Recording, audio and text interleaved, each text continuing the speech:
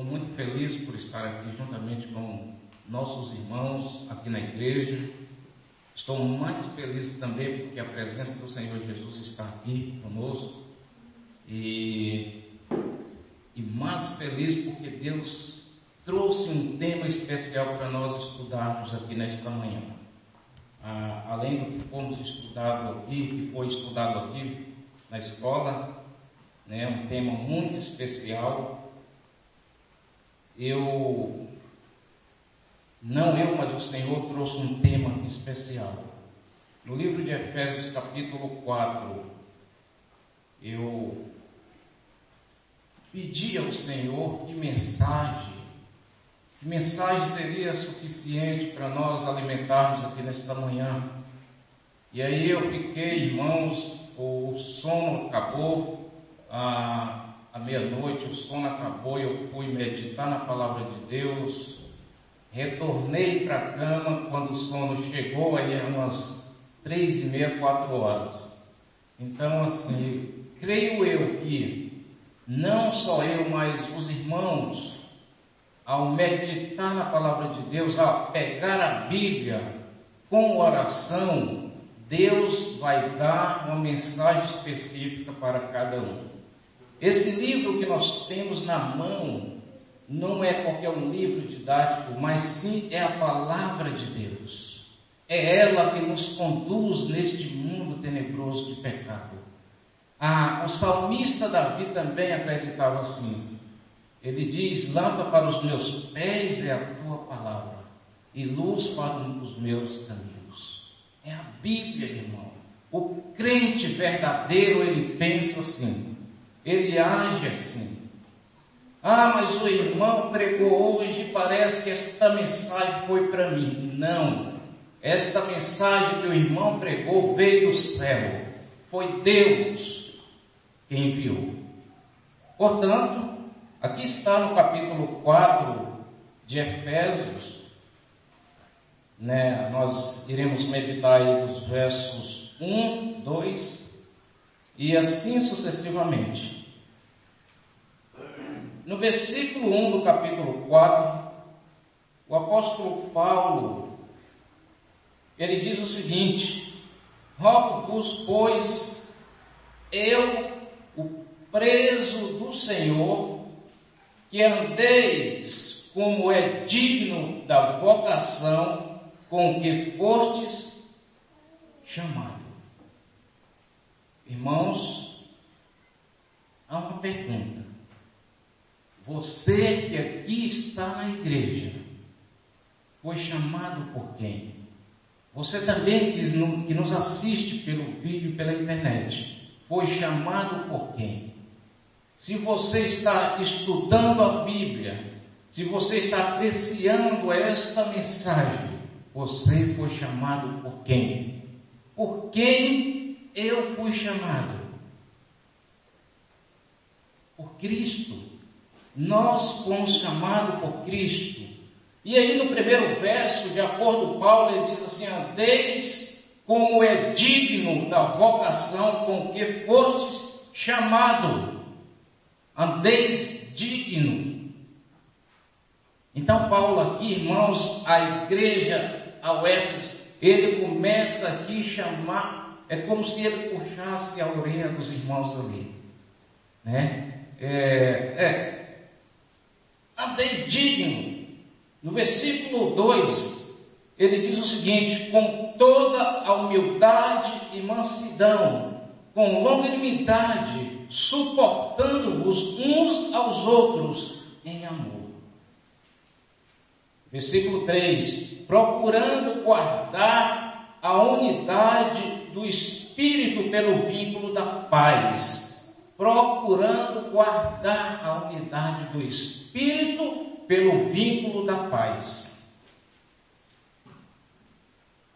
Olha só o que Paulo vem dizendo aqui, né? No versículo 5 ele diz assim: um só Senhor, uma só fé, um só batismo. Verso 6, um só Deus, Pai de todos, o qual é sobre todos e por todos, em todos. Então, a crença dos cristãos está baseada aqui. Um só Deus, um só Senhor Jesus Cristo, que nós cremos, de acordo à Bíblia, que é o único mediador entre Deus e os homens. E aí, irmãos,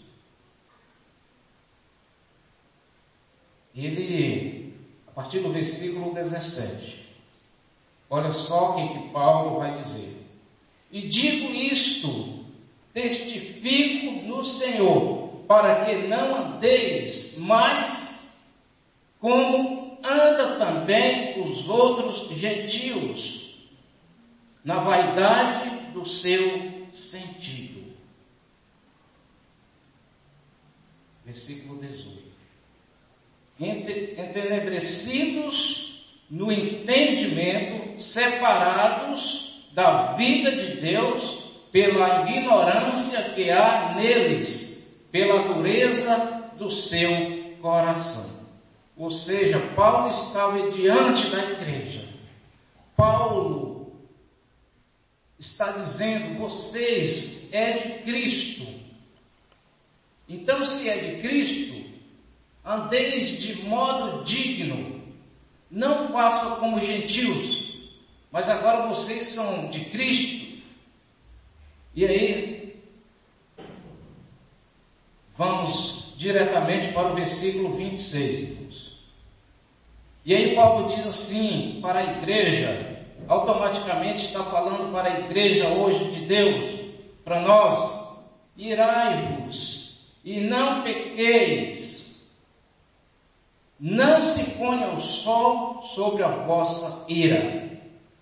E aí no versículo 27 ele diz: não deis lugar ao diabo. Vamos dar uma paradinha aqui nesses dois versos. Então Paulo estava dando uma receita especial. Paulo, inspiradíssimo pelo Espírito de Deus, ele está falando à igreja de Deus. Ele diz: irei-vos e não pequeis. Irmãos, que isso venha a nos dizer? Ireis e não pequeis. E é para a igreja de Deus. Às vezes, irmãos, isso acontece na igreja de Deus. A ira, a raiva, né? Tem pessoas que dizem assim: não, eu falei isso porque eu estava com raiva. Eu falei essas palavras porque eu estava com raiva. Olha, o cristão não pode usar o momento que está com raiva para falar qualquer tipo de coisa com sua esposa, ou com o esposo, ou com os filhos. Já pensou? As pessoas passam lá fora, diante da casa do cristão, e aí vê aquela guerra, vê aquela briga, né? Aquela agressividade verbal direcionada para o filho, direcionada para a esposa, direcionada para o esposo. O que as pessoas vão dizer? E aqui Paulo está dizendo: irai-vos e não pequeis. Olha a receita que ele está nos dando. Ah, mas eu sou crente, eu sou cristão. No momento, irmãos, que todos nós passamos por isso, né? Eu não sei se eu posso dizer que a ira santa, né? Teve um momento que Jesus também, ele irou. Quem se lembra daquele episódio que Jesus chegou no templo, ali de frente ao templo, né? Que estava aquela bagunça ali, e Jesus derrubou tudo e soltou aqueles pássaros que estavam ali, aquele grande comércio que estava diante do templo de Deus. Quer dizer, o que Paulo está dizendo aqui? Irai-vos e não pequeis. Vamos lá para o quarto. Eu estou irado, eu estou retado de raiva, né? Vai para o quarto, ora a Deus, ajoelha lá, conversa com Deus. Depois de muito tempo, você vem e conversa com o filho, conversa com o esposo, ou vice-versa, enfim. Então, ireis e não pequeis. Interessante que no versículo 27, Paulo vai dizer assim: não deis lugar, quem? Ao diabo. Olha só, irmãos, não deis lugar ao diabo, porque o diabo é assim, se ele arranjar uma brechinha, ele coloca o dedo lá, e do dedo ele vai ajeitando, coloca a mão, e da mão ele coloca o braço, depois ele vai tudo. Aí está a família toda arrebentada. Quando damos lugar ao diabo, ele entra, e ele é aquele que destrói tudo. João 10, o verso 10 diz que o ladrão veio para matar, roubar e destruir. Ele destrói família. Então, devemos adaptar estas receitas aqui de Paulo para nós como cristãos. O que nós estamos falando dentro de casa? Como foi a semana sua lá dentro da sua casa, entre quatro paredes, com os filhos, com a esposa ou com o esposo? O que nós estamos falando? Qual é a agressividade verbalmente que está acontecendo ali? Ninguém, os irmãos não vê, mas Deus vê. Tiago capítulo 3, irmãos, veja só o que é que diz lá. Livro de Tiago capítulo 3, o versículo 10. Tem um verso muito interessante lá, Tiago 3:10, versículo 10.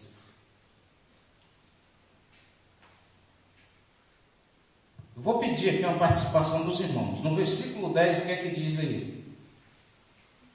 De uma mesma boca procede bênção e maldição. Meus irmãos, não convém que isto se faça assim. Então veja, aqui está o apóstolo Tiago dizendo, de uma mesma boca, ela pode proceder bênção e maldição. E aí ele cumprimenta dizendo, meus irmãos, falando para a igreja de Deus, meus irmãos, não convém que isto se faça assim. Tem um verso na Bíblia, irmãos, que diz assim, pelas suas próprias palavras será condenado e pelas suas próprias palavras será justificado.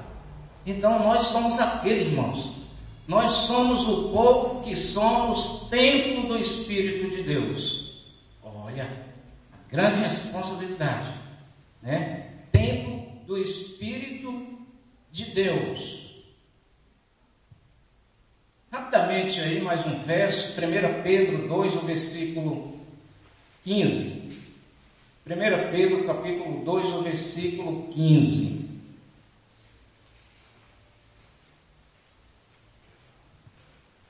Ao encontrar isso, os irmãos possam compartilhar aí. 1 Pedro 2, o versículo 15. O que é que o apóstolo diz lá?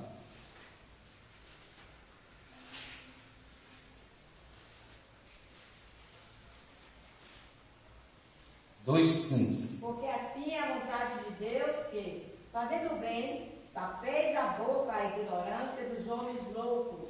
Exato. Então aqui o apóstolo Pedro está dizendo assim, porque assim é a vontade de Deus. Ora, se é a vontade de Deus, deve ser também a vontade do povo de Deus. Fazendo bem, eu costumo dizer assim, a arma de destruir o mal é o bem. Está compatível com o que Pedro diz. Fazemos o bem, tapa a boca dos homens ignorantes, dos homens maus. E, enfim, meus irmãos, é isso. São mensagens especiais para nós. Não deis lugar ao diabo. Realmente, às vezes a gente está tão triste, tem momentos que nós estamos tristes, cabisbaixos, né? Decepcionados com a vida, com as coisas. Parece que não encontramos soluções. Este é o momento que Deus está nos testando. Nos testando. Depois vamos ver lá mais para frente um pouco. E exatamente neste momento, se não tivermos paciência, como a Bíblia diz, nós vamos jogar tudo por alto. Vamos fazer aquilo que não deve, vamos falar aquilo que não deve, e depois volta triste, pensando, já fez tudo, já falou, já teve agressividade verbal, e aí, mas Deus é misericordioso e Ele perdoa. Mas a receita de Paulo aqui é que isso não aconteça, não deve acontecer. E aí o versículo 28, irmãos, do capítulo 4 de Efésios, tem também uma mensagem especial aqui. Aliás, tem duas mensagens aqui neste verso.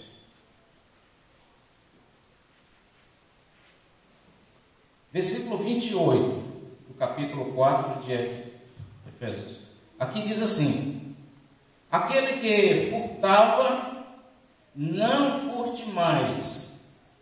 Continua no verso. Antes, trabalhe fazendo com as mãos o que é bom, para que tenha o que repartir com o que estiver necessidade. Temos duas mensagens aqui. Ora, Paulo aqui está falando para os crentes, mas aí ele vem dizendo que aquele que furtava não furta mais. Onde nós encontramos palavra de furtar? Furtar é igual a roubar. Os irmãos sabem disso. Quando nós vamos para Malaquias capítulo 3, versículo 8, quero até pedir aos irmãos que abrem lá para compartilhar aí conosco. Malaquias está perto de Mateus.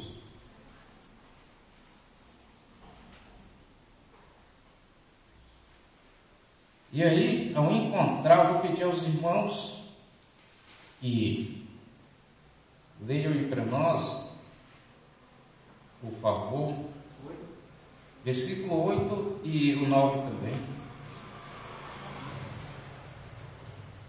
Roubará o homem a Deus? Todavia podem roubar e dizer: em que te roubamos? No dízimo e nas ofertas. Com maldição sois amaldiçoados, porque a mim me roubaram, sim, toda esta nação. Tá. Então, aqui está dizendo: aquele que furtava, não furte mais. Ou seja, entrou na fileira de Deus, entrou na fileira do povo de Deus. E aí nós encontramos o furtar, que é roubar, em Malaquias capítulo 3:8, né? Roubará o homem a Deus, e que te roubamos no dízimo e nas ofertas, né? Às vezes, irmãos, isso passa despercebido. Nós somos da igreja, como que nós vamos roubar? Então Paulo aqui não está falando para mim, irmãos, onde nós vamos encontrar também o furtar? Lá em Êxodo capítulo 20. Ora, Êxodo capítulo 20, nos 10 mandamentos. Ali, o 8º mandamento, no versículo 15, o que é que diz lá?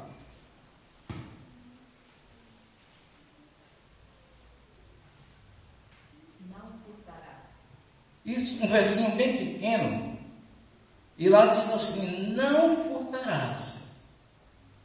Vou só procurar os irmãos aqui. Este é qual mandamento?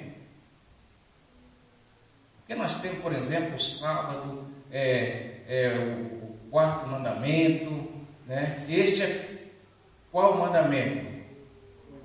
O 8º mandamento. Não furtarás. Ora, Veja a conexão que há aqui. A conexão que há aqui. Ele está lá nos 10 mandamentos. Às vezes nós nos olhamos para alguns mandamentos e esquecemos de outros. Então, irmãos, nós temos que ver tudo, né? Nós temos que ver tudo. Ainda no mesmo verso, Paulo diz assim: trabalhe fazendo com as mãos o que é bom, para que tenham que repartir com o que tiver necessidade. Realmente, a Bíblia diz, irmãos, Paulo diz, Filipenses 3, no verso 20, que a nossa pátria não é aqui, a nossa cidade não é aqui. Então nós temos que investir na nossa vida espiritual. Nós temos que investir no espiritual. Porque o que nós temos aqui neste mundo, aqui vai ficar. Portanto, aquilo que adquirimos aqui, nós devemos estar olhando e vendo as necessidades dos irmãos e procurando ajudá-lo de acordo com o que foi determinado pela palavra de Deus. Então veja, duas lições especiais aqui neste versículo. E Mateus capítulo 6, no versículo 19, talvez a igreja saiba de cor. Capítulo 6 de Mateus, no versículo 19.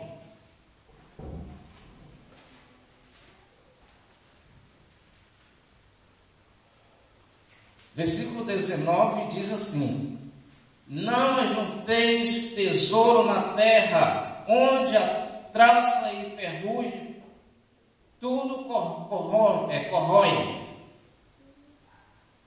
e o ladrão, rouba. E aí, irmãos,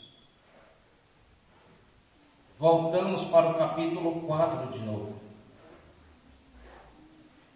O Paulo falou no versículo 27, não deis lugar ao diabo.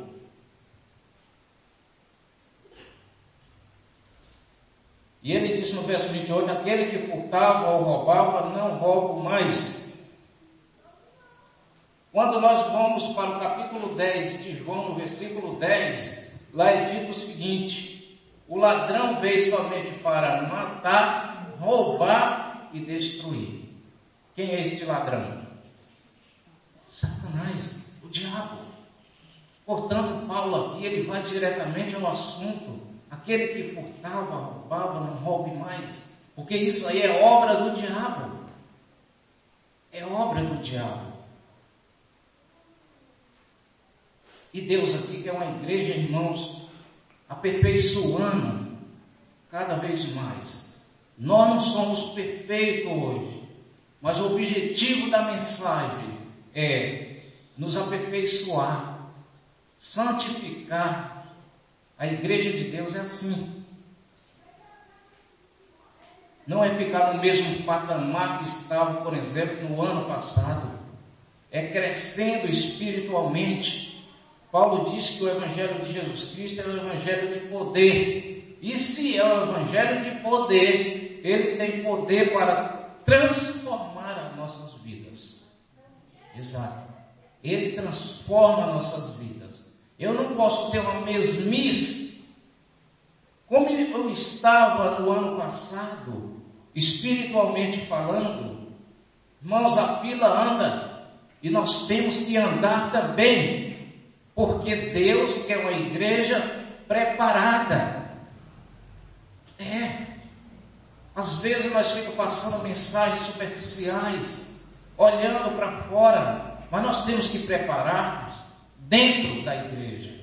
O povo de Deus tem que preparar, sabendo que existe duas opções só, dois caminhos, o largo e o estreito. O estreito, ele, logicamente, vai ser difícil de andar, mas o fim dele é vida eterna, diz a palavra. diz a palavra. No versículo ainda de Mateus 6, o versículo 20. No versículo 19 diz: não ajunteis tesouro na terra, onde o ladrão rouba e ferrugem corrói. No versículo 20 diz: ajunteis tesouro no céu. Irmãos, o que é esse tesouro no céu? Hein? Será se vamos levar carro para lá? Não, porque lá não tem espaço para carro. Vamos levar uma casa que está estabelecida na beira da praia? Não, porque lá não tem espaço para casa.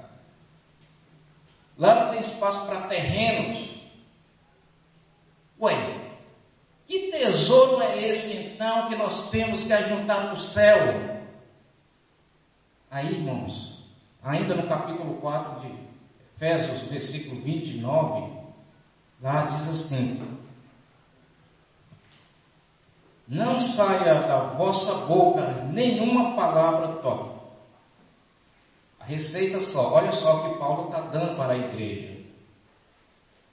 Temos que viver calmamente. Não devemos fazer aquilo que é ao contrário a Deus e a palavra de Deus. Mas só aqui for boa para prover a edificação espiritual, para que dê graça aos que o ouvem. Entende? A pessoa ouve e diz: realmente aquele homem é de Deus, aquela mulher é de Deus. Em momento nenhum eu não vejo aquela mulher ou aquele homem ali dando mau testemunho.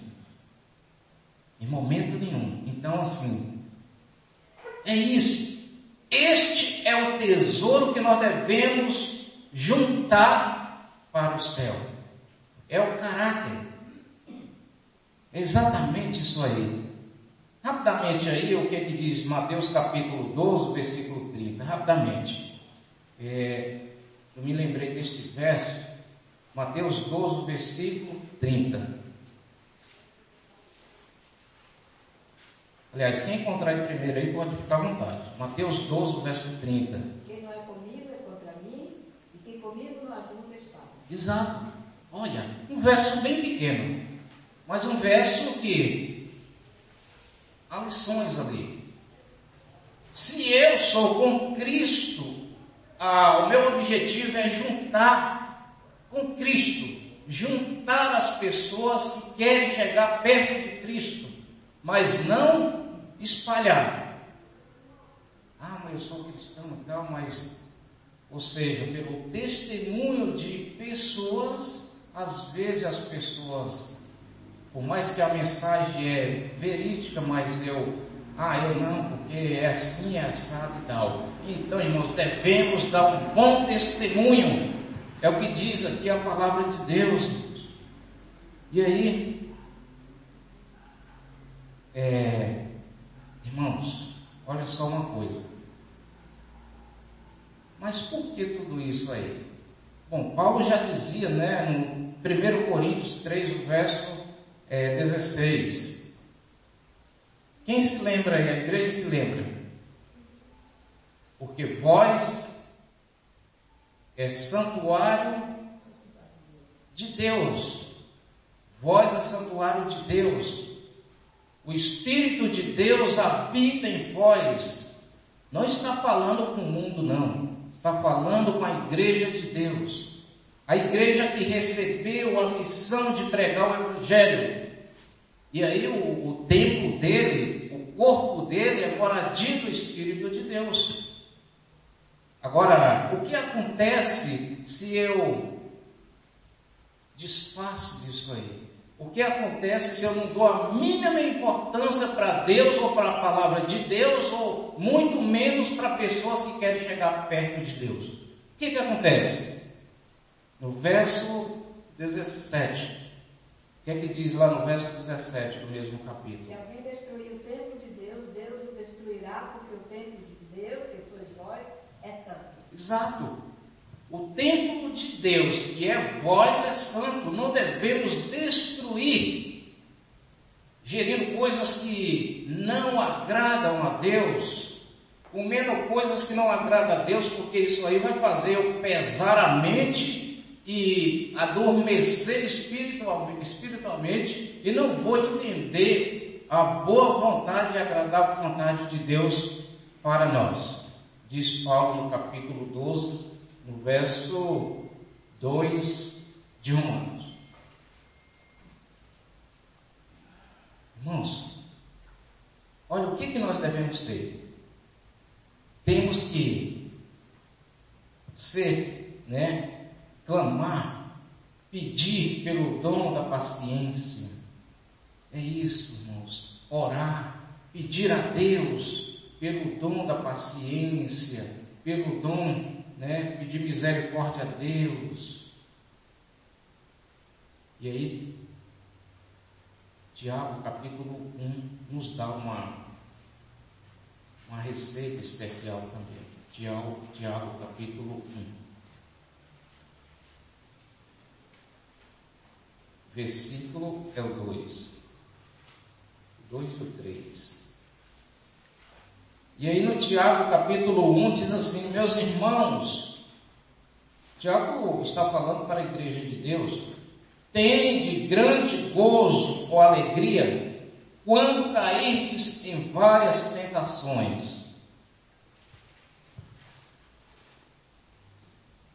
Versículo 3: sabendo que a prova da vossa fé produz paciência. Você está sendo provado?